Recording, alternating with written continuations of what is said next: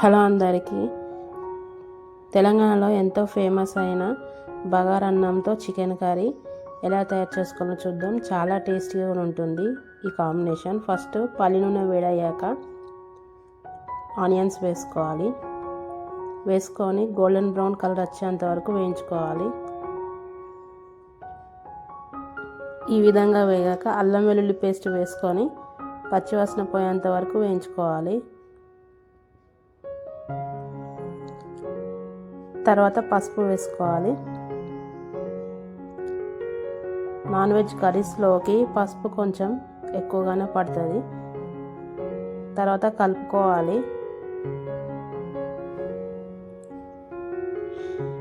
తర్వాత నాటుకోడి కూరని శుభ్రంగా కడుక్కొని పోపులోకి వేసుకొని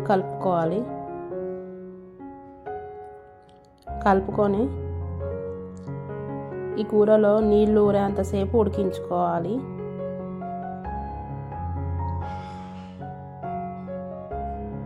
ఈ విధంగా నీళ్లు ఊరాక కారపొడి వేసుకోవాలి.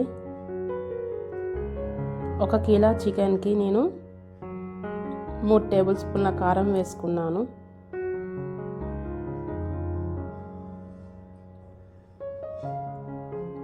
ఈ విధంగా వేసుకోవాలి. తర్వాత తగినంత ఉప్పు వేసుకొని కలుపుకోవాలి.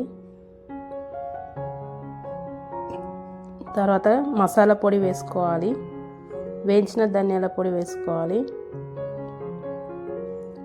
వేసుకొని కలుపుకోవాలి.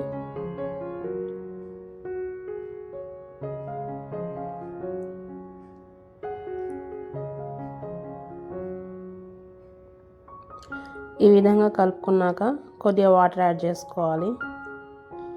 చేసుకొని కలుపుకొని గ్రేవీ కోసం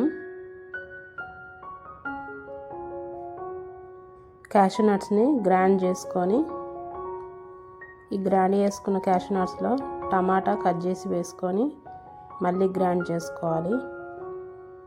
ఈ విధంగా క్యాషూ నట్ టమాటా పేస్ట్ తయారు చేసుకొని చికెన్ కర్రీలోకి వేసుకొని కలుపుకోవాలి.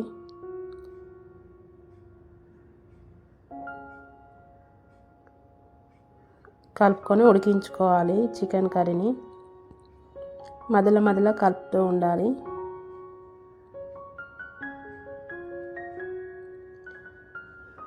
దించే 10 నిమిషాల ముందు కొత్తిమీర వేసుకోవాలి. ఈ విధంగా వేసుకొని ఒక 5 నిమిషాలు ఉడికించుకొని స్టవ్ ఆఫ్ చేసేసుకోవాలి.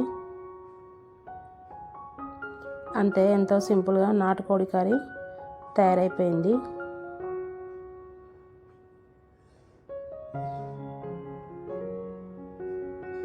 ఇప్పుడు ఇందులోకి బగారన్నం ఎలా తయారు చేసుకోవాలో చూద్దాం. First electric cooker switch on చేసుకొని కుక్కర్ హీట్ అయ్యాక నెయ్యి వేసుకొని నెయ్యి కరిగాక స్పైసెస్ అన్నీ వేసుకొని ప్లాస్టిక్ స్పూన్ తోటి కలుపుకోవాలి. తర్వాత ఉల్లిపాయ ముక్కలు వేసుకొని అవి వేగేదాకా వేయించుకోవాలి.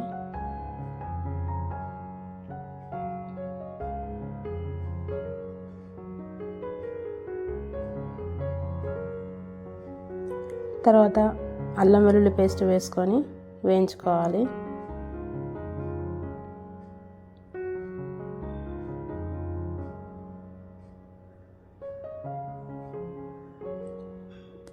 కొత్తిమీర పుదీనా వేసుకోవాలి. పుదీనాతోటే బగారా టేస్ట్ చాలా ఎక్కువగా వస్తుంది. కంపల్సరీ పుదీనా అనేది వేసుకోవాలి బగారన్నంలోకి. ఈ విధంగా వేయించుకోవాలి. తర్వాత ఉప్పు వేసుకోవాలి తగినంత.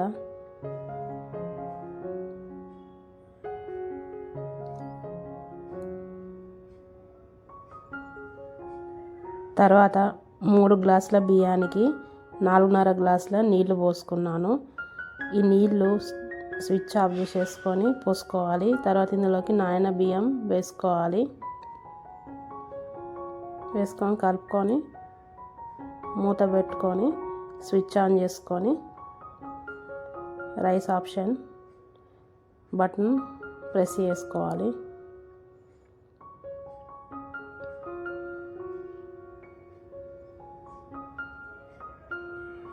అంతే, ఎంతో సింపుల్గా బగారా రైస్ తయారైపోయింది. ఇది నాన్ వెజ్ కర్రీస్లోకి కానీ ఏ కర్రీస్లోకైనా చాలా టేస్టీగా ఉంటుంది.